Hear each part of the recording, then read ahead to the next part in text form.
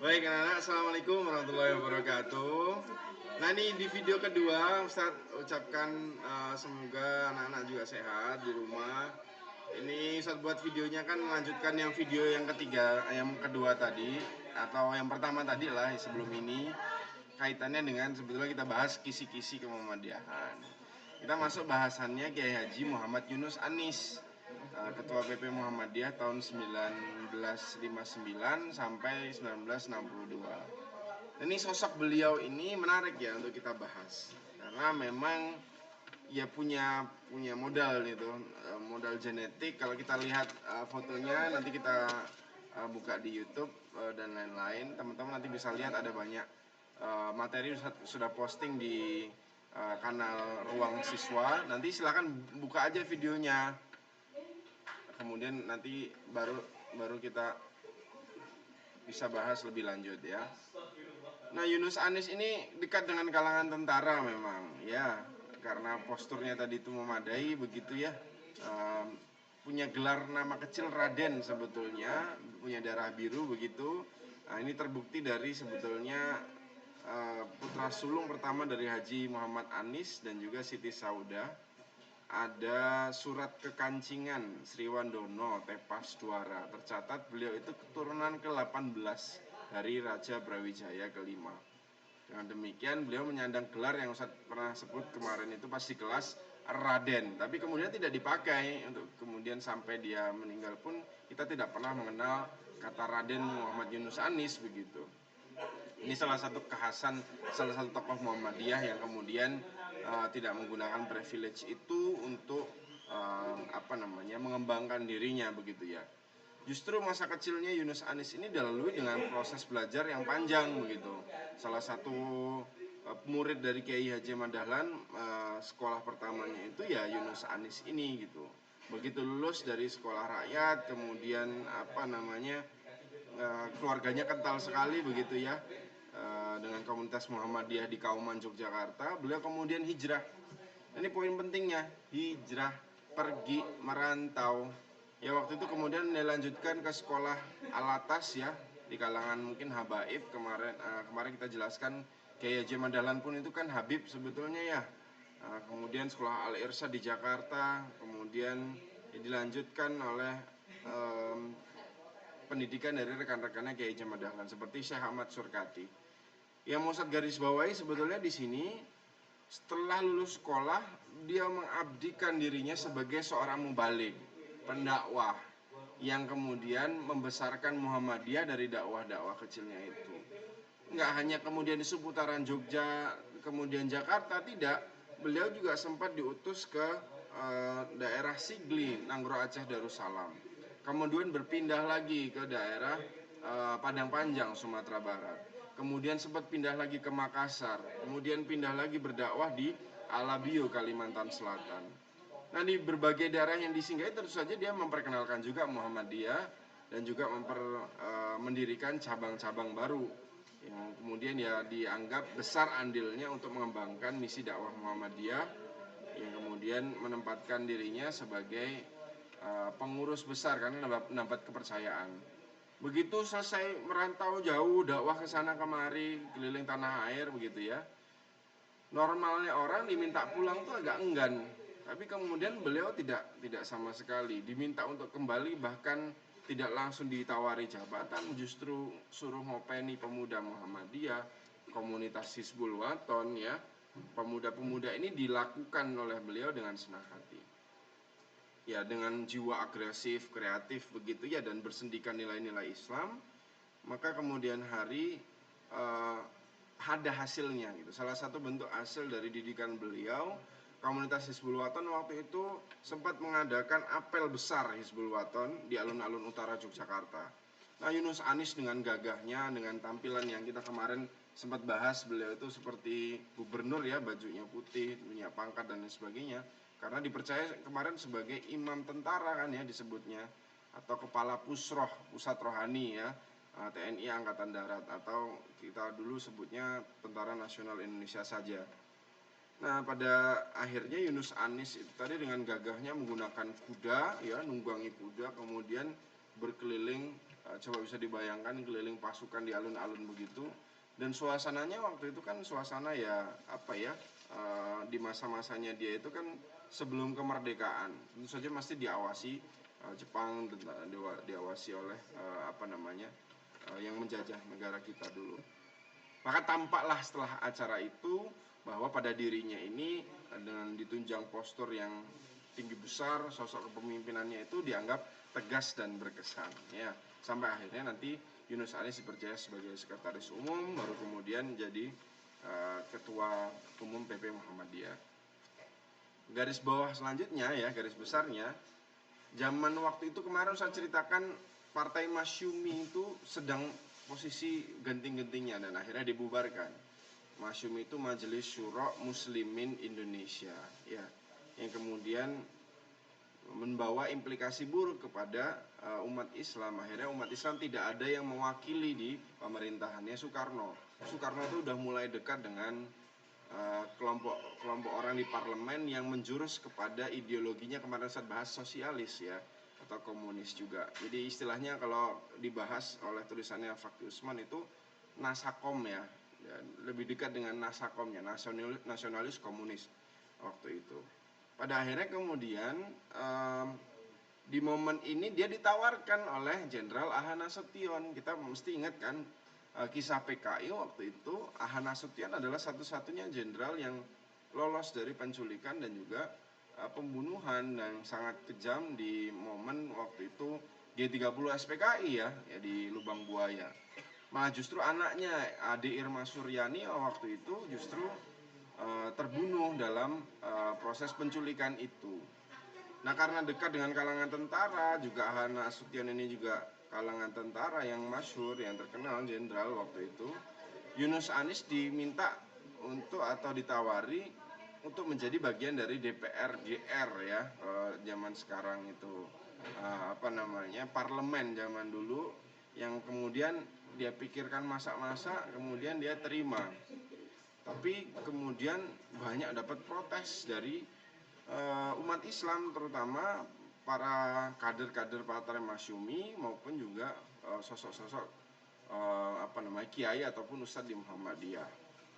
Tapi kemudian dia tetap mantap begitu ya, menyatakan kepada kalangan Muhammadiyah bahwa yang dilakukannya itu bukan langkah politik jangka pendek, tapi kemudian berupaya untuk menjadikan ini sebagai langkah politik jangka panjang, supaya besok-besok kalau ada kader Muhammadiyah ya ada yang bisa dijadikan apa namanya, rujukan, salah satunya beliau, supaya ada keterwakilan orang Islam di parlemen ya. Ya pada akhirnya sampai dekret presiden itu keluar ya, UUD 45 disahkan, Indonesia jadi NKRI. Kemudian di masa-masa itu kita kenal ada pemberontakan G30 SPKI itu ya, berbagai macam peristiwa intrik politik itu mulai terjadi yang menyebabkan tidak stabilnya kondisi politik tanah air saat itu. Akhirnya diputuskan Yunus Anis dengan bekal backgroundnya tadi itu tentara, kemudian dekat dengan pemerintah, sebagai ketua umum PP Muhammadiyah yang apa namanya ditetapkan di 1959. Waktu itu muktamar ke-34 di Yogyakarta. Ya selama periode kepemimpinannya Yunus Anis justru yang mengawali gagasan tentang kepribadian Muhammadiyah, bukan Ki Bagus Hadikusumo ya, kalau kemarin saya sampaikan itu mungkin agak salah. Nah perumusan ini digarap oleh sebuah tim yang kemudian diketuai oleh Fakih Usman memang, dan diputuskan dalam Muktamar Muhammadiyah berikutnya di tahun 1962, yakni apa namanya, Muktamar ke-35. Nah ini yang menarik, kemarin kita bahas Yunus Anis ini. Yunus Anis, sosok yang tegas dan lain sebagainya itu, tapi memimpin Muhammadiyah hanya satu periode ya. Lain dengan Ki Bagus Hadikusumo yang sampai 10 tahun. Waktu itu mungkin masanya masa genting, ataupun juga memang sosoknya yang sangat luwes tadi, pendekatannya apa namanya, care mungkin ya, demokratis dan lain-lain. Banyak orang yang kemudian suka. Ya, bukan berarti apa namanya, dukungan orang, kesukaan orang itu kemudian jadi satu-satunya apa namanya, concern kalau kita berdakwah, tapi kemudian yang terpenting adalah bagaimana kita menyampaikan sesuatu yang baik dengan cara, sesuatu yang benar dengan cara yang baik. Ya, bahasa selanjutnya kita geser. Nah, anak-anakku sekalian, ini terakhir nih, dakwah komunitas elitnya Kiai Haji Ahmad Badawi. Ahmad Badawi ini kita kenal, ada quotes-nya yang terkenal. Kalau kita kemarin lihat sosoknya di sini ya, itu bacalah Bung katanya kepada Soekarno waktu itu. Tidak akan memakan waktu lebih dari 5 menit. Dihardik Soekarno bahasanya di satu momen, karena waktu itu Muhammadiyah mengajukan surat bahwa seyogyanya Muhammadiyah setelah dibubarkannya Masyumi memiliki hak untuk mendirikan partai baru, tapi kemudian tidak dibaca oleh Soekarno. Maka si Ahmad Badawi ini menyampaikan seperti itu, karena Ahmad Badawi penasehatnya Soekarno waktu itu, dan pada akhirnya Muhammadiyah juga tidak membuat partai politik karena tidak sejalan dengan politik praktis ya. Muhammadiyah tetap istiqomah di khitoh-khitohnya dan juga kepribadian Muhammadiyahnya. Nah, kalau kita bahas Ahmad Badawi ini nggak gampang, memang nggak semua orang bisa berdakwah lewat jalur kekuasaan. Kenapa Ustaz sampaikan seperti itu? Karena butuh integritas ya, butuh orang yang tidak tergiur ya, tidak mudah tergiur dengan kekuasaan. Beda ngomongnya kalau kemudian diberikan iming-iming tertentu gitu, menjual ayat-ayat Allah dengan sesuatu yang tidak berdandaskan misalnya tentang ajaran Islam begitu. Jadi harapannya memang orang yang berdakwah di jalur kekuasaan ini seseorang yang sudah memiliki pondasi yang kuat gitu. Sudah selesai dengan dirinya sendiri sehingga nggak tergiur macam-macam gitu.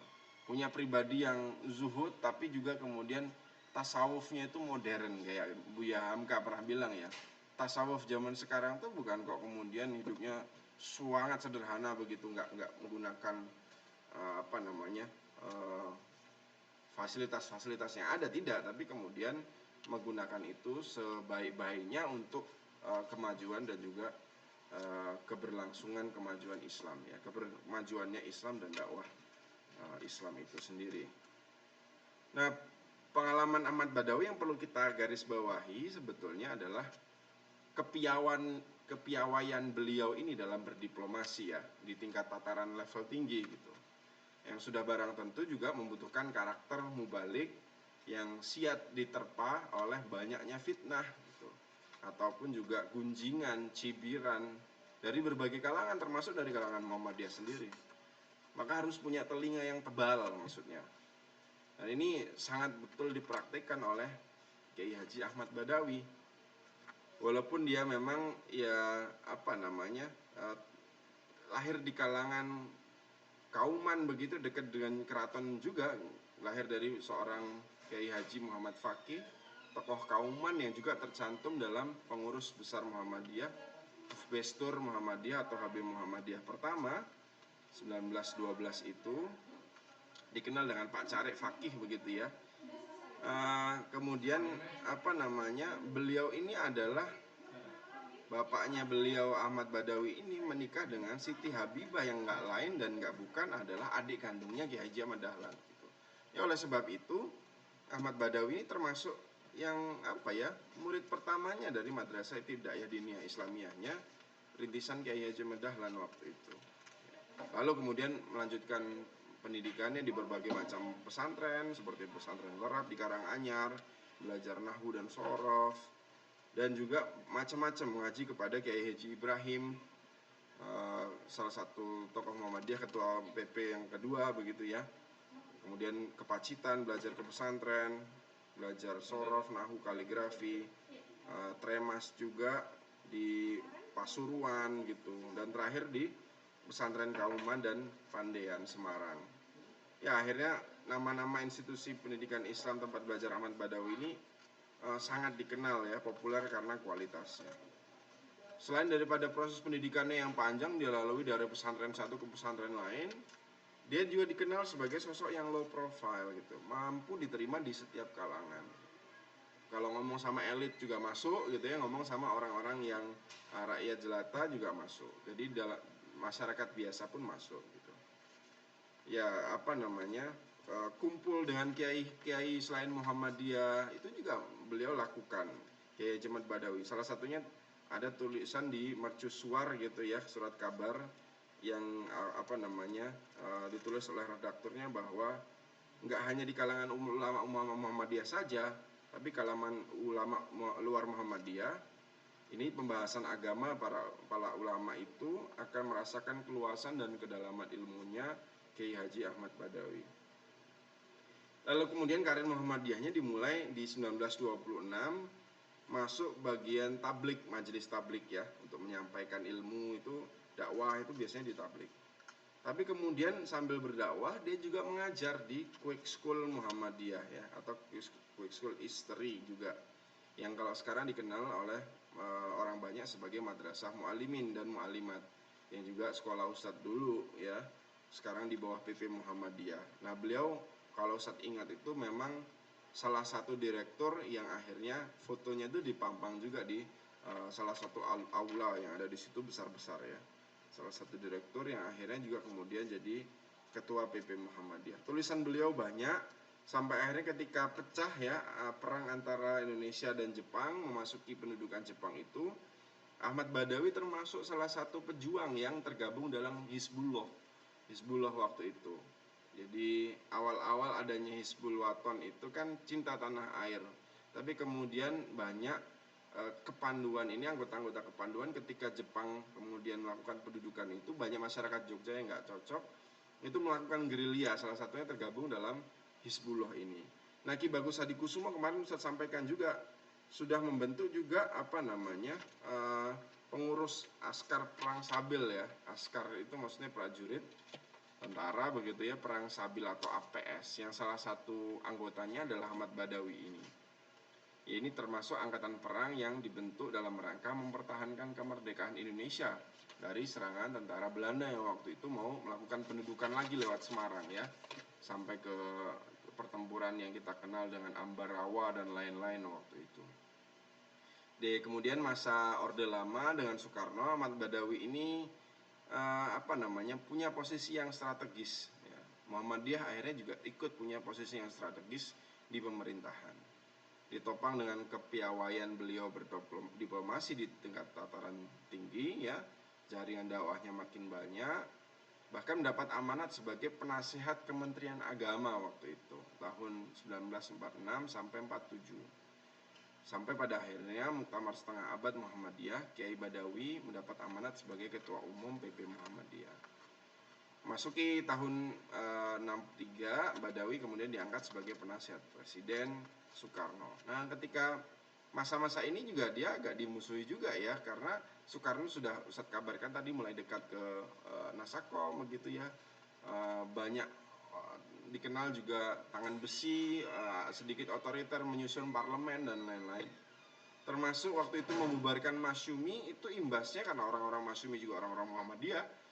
Dulu kantor pengurus besar Masyumi itu ya di Quicksul Muhammadiyah itu di Wirobrajan, di Kauman, sekolah ustadz dulu itu. Itu kemudian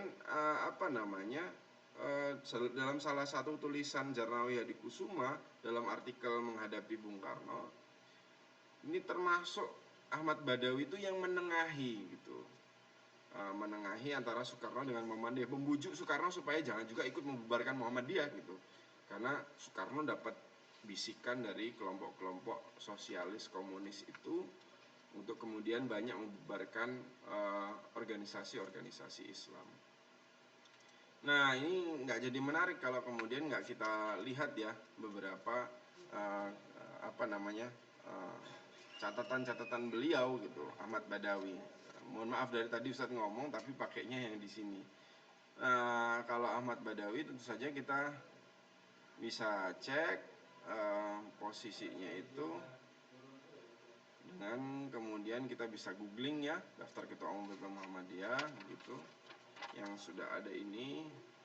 Kemudian kita arahkan ke Ahmad Badawi. Nah, sosoknya seperti ini gitu ya. Riwayat hidupnya nanti bisa dipelajari ya.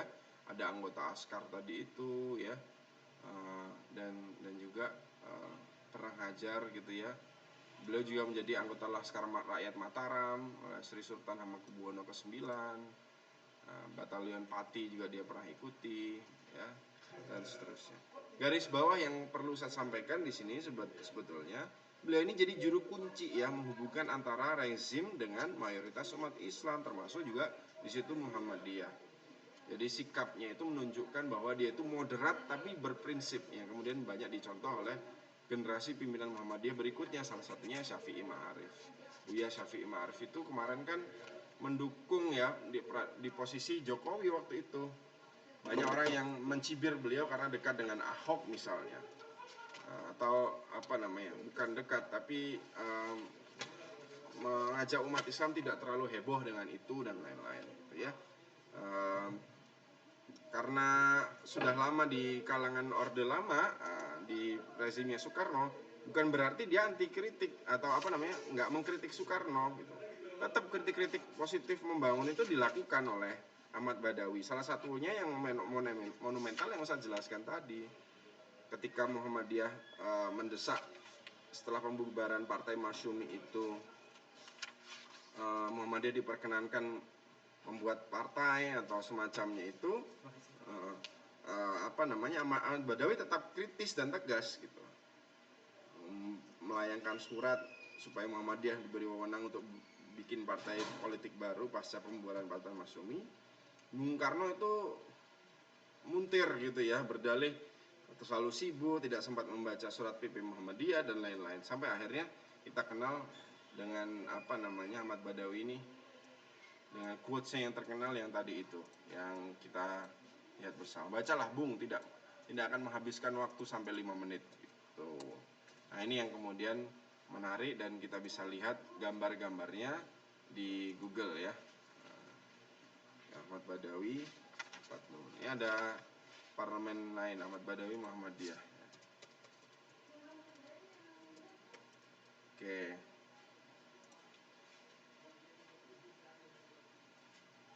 Kiai Haji Ahmad Badawi. Yang ini ya, Ahmad Badawi. Nah, kita bisa lihat di portalnya Muhammadiyah. Nah, itu saja anak-anakku sekalian yang dapat Ustadz sampaikan.